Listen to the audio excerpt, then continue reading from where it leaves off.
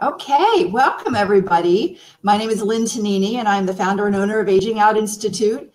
And we are very happy to have our second judge interview. These are judges for the new awards program that Aging Out Institute is launching in 2018. And we're going to have a series of interviews so that you can meet the judges and get to know them a little bit and find out why they are doing this awards ceremony and their thoughts about it. And so we're very glad that you could join us today.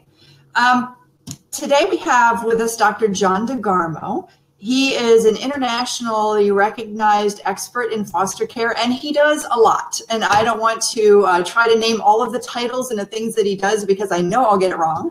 So why don't I go ahead and just ask you, John, welcome, first of all. Thank you so much for joining us today. And Thank you. Could you please explain to anyone who is not familiar with you what it is that you do in life that's connected to foster care? Oh, well, thank you for the opportunity. And where do you start in that question? I really have devoted every aspect of my life to all things foster care. I'm the director and founder of the Foster Care Institute.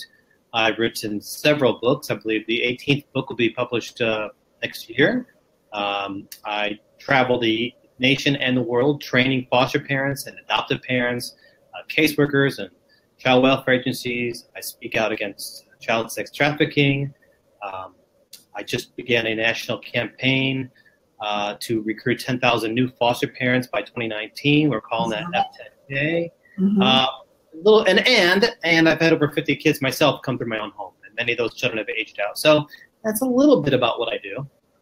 Yeah, it's a great overview. And why don't we just go ahead and give you the opportunity, if there's anyone watching this who would be interested in getting in touch with you to do some speaking or training, what would be the best way for them to reach you? Oh, thanks for asking. Simply Google Dr. John DeGarmo Foster Care. My website will come up, or you can find me on Facebook and Twitter and social media sites. You can email me at drjohndegarmo@gmail.com. There's a number of ways. Great. Thanks so much. So this interview is primarily about you as a judge and your thoughts on the awards program that we're launching next year. So for those who may not know, this awards program is designed to recognize foster parents and organizations that work with foster youth who are finding success, helping them age out of foster care or supporting them after they've aged out and helping them transition into independence successfully. So we're very excited about this program and getting this launched. It's the first of its kind that I'm aware of nationally that really focuses in on these particular strategies. And so I was wondering, John, if you would, what was it that motivated you to say yes when I approached you about this opportunity to be a judge for this program? Well, to begin with, I was very deeply honored that you asked me and grateful for it. The statistics for youth that age out of foster care trouble me tremendously. 55% will drop out of school. 65% will end up homeless. 75% will end up in jail at some point. And then the cycle will repeat itself over and over again. 2 of the 3 children that I've adopted are third generation foster care, which means their birth parents and their grandparents were also in foster care. I've actually founded a residential group home for boys in foster care in my area, and from boys between the ages of 10 and 18. And we focus really on preparing them before they age out of the system.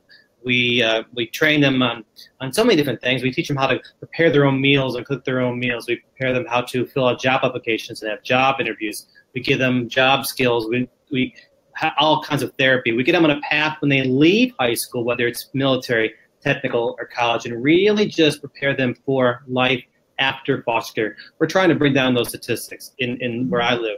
And it's just something that's very, very dear to me. I've had a few children in my own home who have aged out of foster care. Some have done it successfully, some not so successfully, some actually tragically. So again, it's something very, very dear to me. And I think it's something that the general public fails to understand, fails to recognize. So when I had the opportunity to be part of this organization, I thought, yes, I can bring awareness to this problem that grips youth in foster care that society has no idea about. Right. Right. Absolutely. I think awareness is key. And I really appreciate you saying yes to this opportunity. And at least from what I've seen since I've been working with Aging Out Institute since 2010, there seems to be an uptick in the awareness aspect. There's still a long way to go, but it seems like there's a little bit of an uptick in awareness. And I think efforts like this and what you do and other organizations getting on social media, sharing the stories, I think it's making a little bit of a difference. Yes, I would agree. I would agree. I think that there is a movement, so to speak, awareness of foster care. You know, before I was a foster parent, I had no idea about foster care. I had misconceptions, the same misconceptions that most of society does. But through social media, through these type of events, through more people becoming aware, awareness equal advocacy. So the more people we can bring in awareness to, I think a movement will grow from it.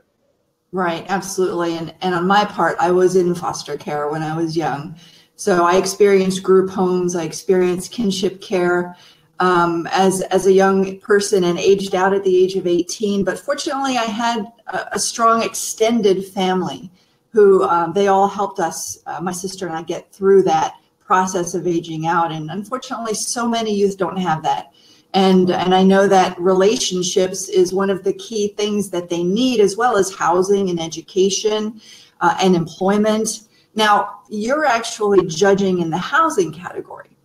And so I'm wondering, what is it that in your background you feel will really help you with this particular category and judging the applications when you're looking over them in 2018? Well, I'm going to take it back to our own group home, which we call Never Too Late for a child to heal. When we teach our boys in the group home, the residential group home, how to prepare their meals, how to budget meals, how to cook and to clean, to take care of themselves, they can take those important skills later on in life. You know, my wife had to teach me how to cook, basically, and to clean. We're trying to teach these boys how to do it because, as you said, they're probably not going to have anybody out there when they leave. So we want to envelop them in and also what a house brings is housing brings family. And these youth need family. They need someone to support them, someone to say, I care for you, I will fight for you, I will work alongside with you. And that comes along in a housing environment. But children need, to youth in foster care, go back to it, they need to learn those important housing skills, how to take care of themselves in all areas. Right, absolutely. So it isn't just having a roof over your head. There's a lot more to it, of course. Right, right. How do they budget for the next meal? How do they prepare healthy, nutritious meals? That's important in today's society. It's something that's lacking for so many youth. How do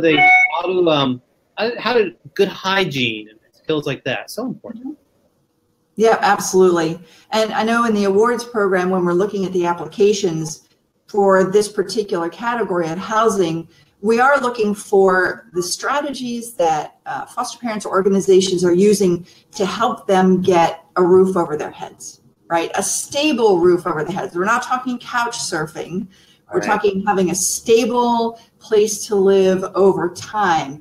And how do you teach them to get ready for that? And that includes so many life skills regarding, how do you find an apartment? How do you find a roommate? How do you budget? All of those things go into the success of being able to find and keep a roof over your head. But as you're saying, all those other skills are so important as well. Yes, absolutely.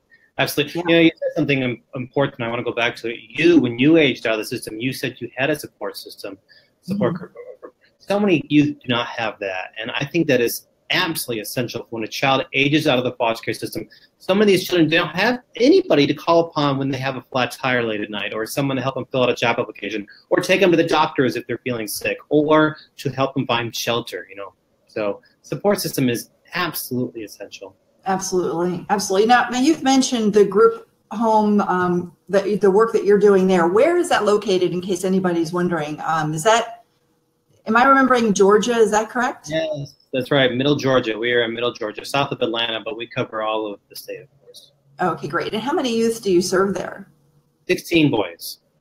15 boys at one time. So is it a single home type of situation, several homes, or more like a group living? Nope, it is one large, it is a former nursing home. Oh, So it was designed perfectly. You know, they're just separate bedrooms all over the facility, and each bedroom has its own bathroom and shower. Large kitchen where the youth, of course, have to learn how to prepare their meals. Actually, they grow their own food outside, you know, grow their own fruits and vegetables. They have chickens for eggs. They have to learn how to create a healthy menu, learn how to budget for that and go shopping for it, come back and prepare it. I find those skills very, very important. Right, right, absolutely. Now, one of the things I've noticed, I go through Google every morning and I look for stories about aging out of foster care.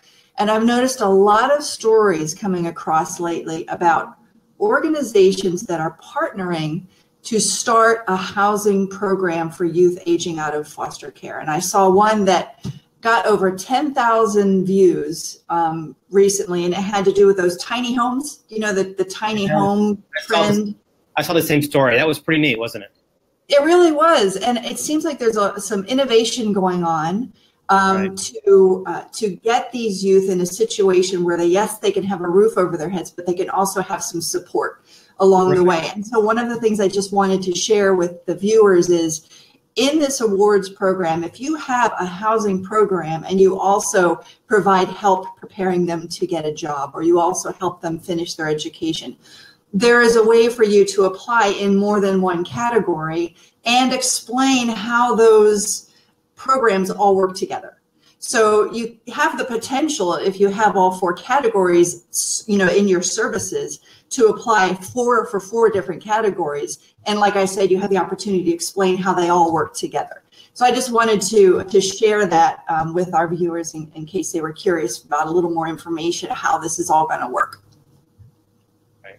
Okay. So one of the things that we're going to do as part of this awards program, yes, we're going to identify foster parents and organizations that are doing great things for youth aging out of foster care.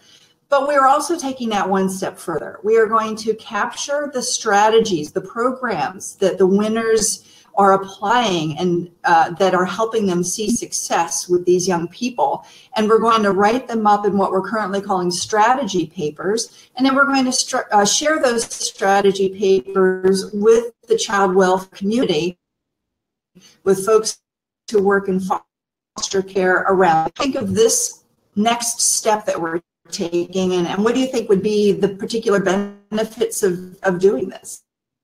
Well, you know what? I gotta be honest there. You really cut out. Could you repeat that again? You were breaking up through that question there.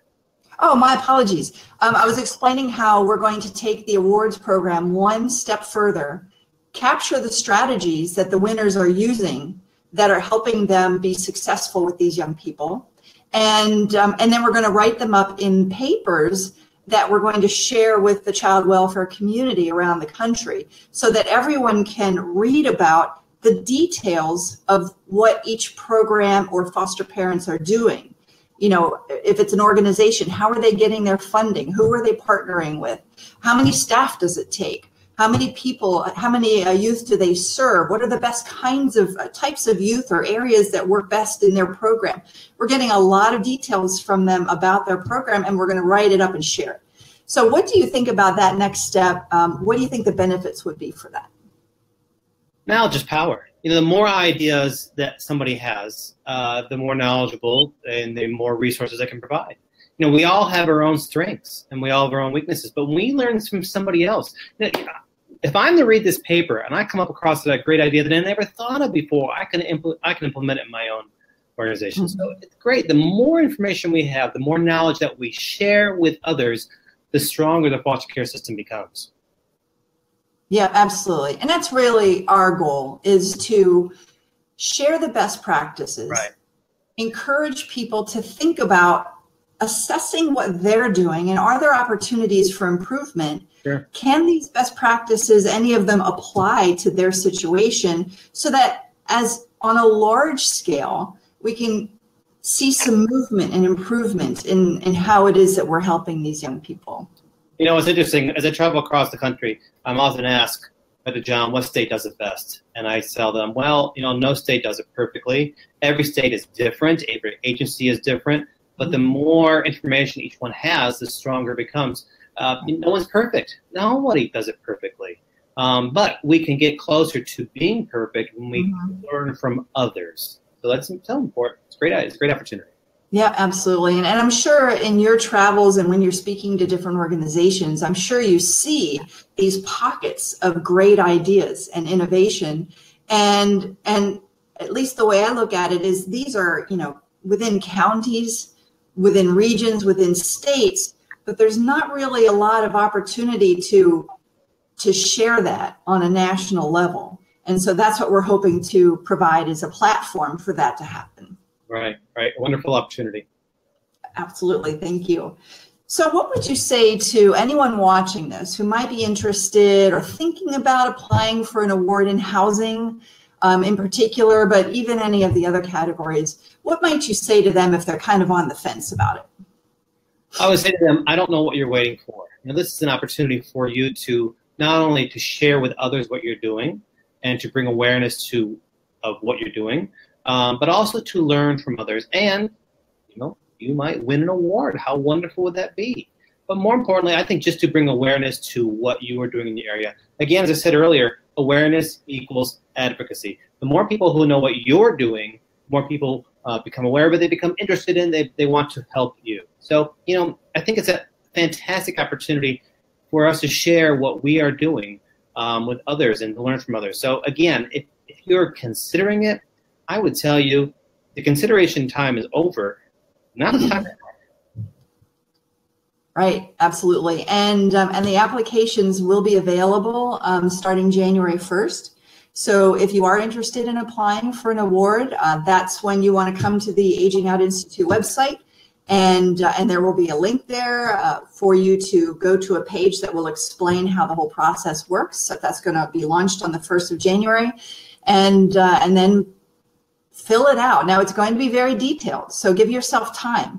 Don't download it on February 25th because it will be due at the end of February, and that only gives you a couple of days. So get the application early in January, look it over, kind of map out how to fill it out. And I also highly recommend that everyone have somebody look at it, provide feedback, do some proofing.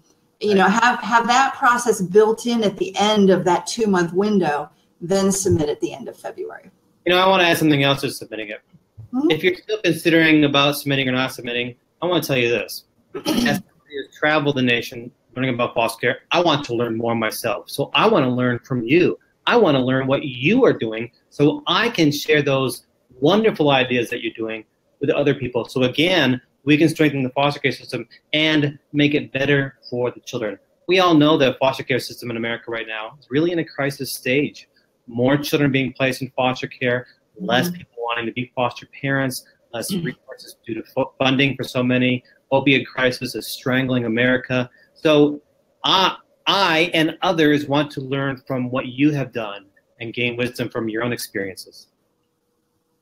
Right. Absolutely. And, you mentioned the opiate crisis. It really is serious. I came across a couple of articles recently about how that is actually, there's a direct impact on the number of kids going into foster care because of that. Very much so. Absolutely right. Absolutely right. As these families are being displaced, where do these children go? Well, they're sleeping in hotels and foster care offices because there's not enough homes. That's why my mission, F10K, Foster 10,000, to recruit more foster parents. And much of it is directly related to the opiate crisis. So yeah, sure. Absolutely. And if somebody's interested in your campaign and they're thinking about maybe being foster parents, is there a website they can go to with more information about what your efforts are all about? Thank you for asking. Again, the same website, Dr. John DeGarmo Foster Care. There's a link that says F10K, and just click on that, sign out the pledge, find out more information. And together we can really make a change. Sure. Thank you. Yeah, absolutely. You're very welcome. Now, what final thoughts might you have? And we've shared a lot of information, and you've got a lot of great thoughts and ideas out there already. But are there any final thoughts that you have about this awards program or aging out in general that you would like to share with our viewers before we wrap up? Sure. As I said earlier, I believe there is a movement happening in America right now to improve foster care system. This is a wonderful opportunity for Aging Out Institute to be a part of that. As I said, more kids being placed in foster care, less foster homes. That means more youth are aging out of the foster care system without support. Mm-hmm. So we can all come together through this opportunity and to help these children. And that's the bottom line. That's what we're all here to do. Yeah, I agree. And that's what I really would love to see more and more of, is coordinated efforts for all of these disparate organizations out there. And we're all trying to do good things. We're all trying to help these youth, is to continue to partner and work together to get to that same end goal, which is, I mean, ultimately, wouldn't it be great not to have anybody in foster care? Yes. But given that we have youth that must be in foster care, how do we make that experience as good as it possibly can be, so that these young people can either rejoin their family, be adopted, or even if they must, age out, but be able to transition into independence successfully. Amen. Amen. Absolutely right. Yep. Yep. Well, wonderful. Well, thank you so much, John. I really appreciate you joining us today. If there's anyone watching who would be interested in helping Aging Out Institute in some way, there are a couple of avenues. One is to become a sponsor of the awards program. You can just go to agingoutinstitute.org and find more information there. We're going to have a crowdfunding campaign in December and January to help raise money for the awards program. So that's another opportunity. And also, if you're interested in being an individual who helps to call organizations and talk to them about adding their information to the Aging Out Institute database, which is a centralized collection of resources for youth aging out of foster care. These are our AOI advocates, they're called. Then again, you can find a link on our website to find out more information about doing that. And we have one advocate per each state. You can see the list and who's signed up already and which states still need one. So you could look into that as well. So thank you all very much for watching today. Thank you again, John, for joining us. Very much appreciate that. And I look forward to the awards program launching in January, and you and I will be back in touch at that time for sure in great detail. Fantastic. Thank you so much for the opportunity. Well, you're very welcome. Okay, everyone, I hope you have a fantastic day. Thank you for joining us.